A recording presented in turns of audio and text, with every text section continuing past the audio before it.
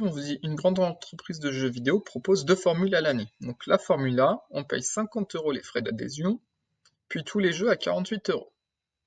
Et la formule B, c'est tous les jeux à 55 €. Donc on constate que si on achète peu de jeux, si on achète 1 ou 2 jeux dans l'année, on constate qu'il faut mieux prendre la formule B.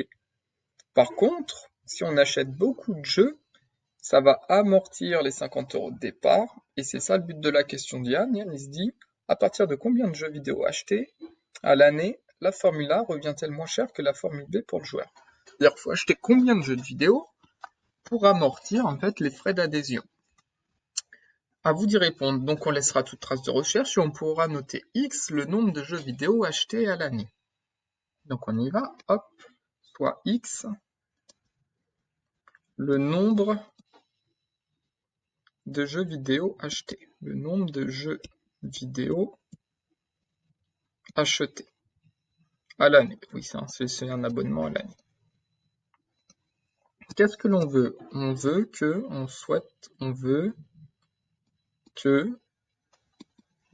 qu'est-ce qu'il veut Yann? Il veut savoir quand la formule A revient moins cher que la formule B. Donc on veut que le tarif A, le prix du tarif A, pas tarif mais ouais, on veut que le prix de la formule A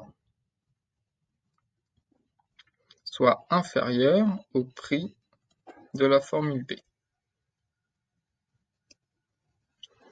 Alors la formule A, on paye 50 € les frais d'adhésion. Donc on paye 50 € plus tous les jeux vidéo à 48 €. Donc si j'achète un jeu vidéo, je vais payer 48. Si j'en achète deux, je vais payer 48 x 2. Si j'achète 3 jeux vidéo à l'année, je vais payer 48 € x 3. Donc si j'achète X jeux vidéo, je vais payer 48 € x X. Si on achète 5 jeux vidéo, ça va être 48 x 5. Donc on souhaite qu'en 50 € plus 48 x X, c'est plus petit. Et quel est le prix de la formule B? C'est tous les jeux vidéo à 55 €. Donc si j'achète un jeu, je vais payer 55, 2 jeux, je vais payer 55 x 2, 3 jeux, je vais payer 55 x 3, 4 jeux, 55 x 4. Donc si j'achète X jeux vidéo à l'année, je vais payer 55 x X. Donc nous, ce que l'on souhaite, c'est quelle est la valeur de X. Donc on y va. Donc ça fait notre 50 plus 48X, 48 x X, ça c'est notre 48X, est plus petit que 55X.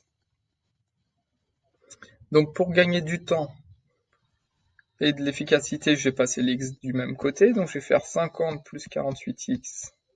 Et pour enlever le plus 48X, je vais faire moins 48X à gauche. Et du coup, si je fais moins 48X à gauche, je fais également moins 48X à droite.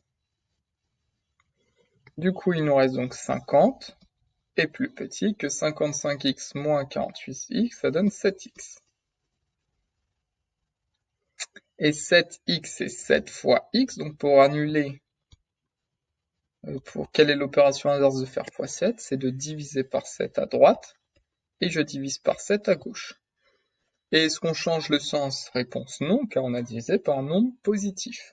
Du coup, qu'est-ce qu'il nous reste? Il nous reste 50 sur 7.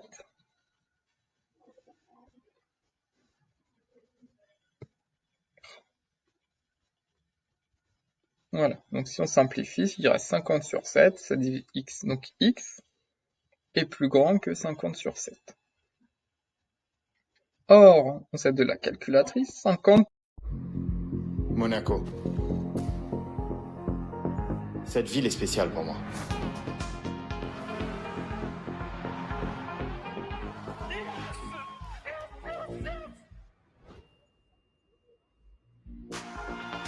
Pensez à quoi? Mes souvenirs. 50 divisé par 7, ça vaut environ 7,14. Donc on peut répondre à notre problème. X indique le nombre de jeux qu'il faut acheter à l'année. On souhaite savoir quand le prix de la formule A est plus petit que le prix de la formule B.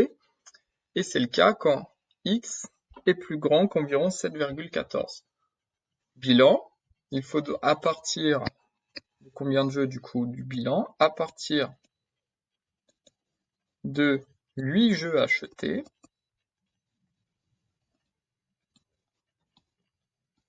la formule A revient moins cher que la formule B. Cher que la B.